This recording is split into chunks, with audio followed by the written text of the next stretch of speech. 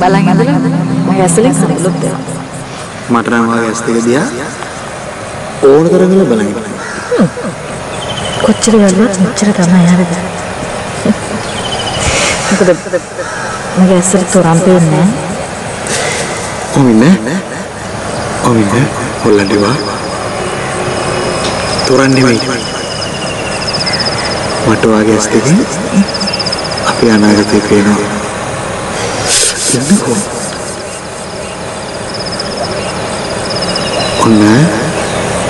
ඔන්න අපි දෙන්න පෝරුවට නැක්කා. ලස්සනයි වා.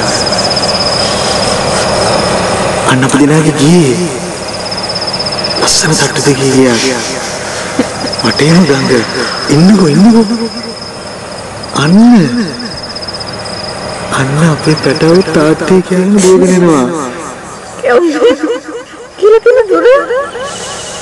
දැන් තාත්තා කියාගෙන පැටව කීපෙනෙක් බෝගෙන එනවා. එන්නයි.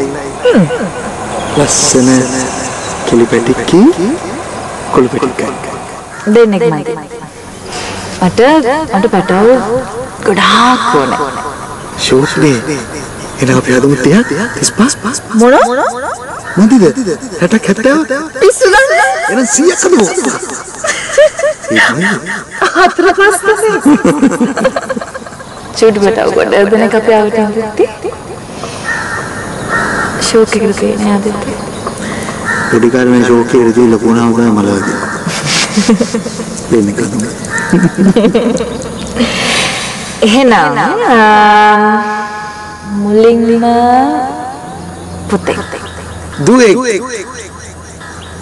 පුතේ ඉස්සෙල්ලාම ලස්සන චූටි දුප්පැටියෙක් ඊට පස්සේ පුතෙක්. මුලින්ම පුතේ හම්බුණා නෑ අපිට ඉස්සෙල්ලාම හම්බෙන්නේ දුවෙක්.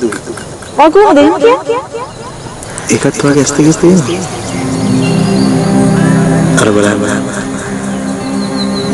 ඔයා ප්‍රෙග්නන්ට් වෙලා අමාරුවෙන් කොන්දල්ලගෙන ඉන්නවා. බලන්න මම වට කෑම කවනවා. වට තේ හදලා ගෙනත් දෙනවා. වගේ රෙදි හොදනවා. ඒ ඔක්කොම තියෙනවා.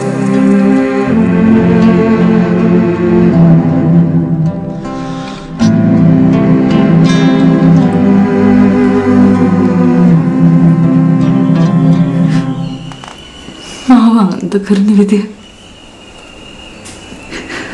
මම ගැස් දෙකින් දැක්කේ නැද්ද මගේ මාත්